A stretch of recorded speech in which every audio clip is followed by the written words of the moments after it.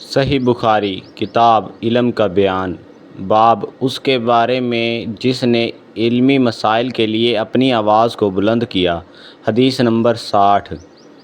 ترجمہ: ہم سے ابو النعمان نے بیان کیا، کہا ہم سے ابو عوانہ نے ابو بشر سے بیان کیا، انہوں نے یوسف بن مہک سے، انہوں نے عبداللہ بن عمرو سے، انہوں نے کہا ایک سفر میں جو ہم نے کیا تھا، نبی کریم صلی اللہ علیہ وسلم ہم سے پیچھے رہ گئے اور آپ صلی اللہ علیہ وسلم ہم سے اس وقت ملے جب عصر کی نماز کا وقت آ پہنچا تھا۔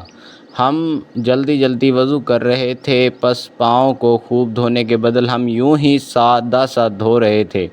یہ حال دیکھ کر آپ صلی اللہ علیہ وسلم نے بلند آواز سے پکارا، دیکھو ایڑیاں کی خرابی دوزخ سے ہونے والی ہے۔ 2 یا 3 بار آپ صلی اللہ علیہ وسلم نے یوں ہی بلند آواز سے فرمایا۔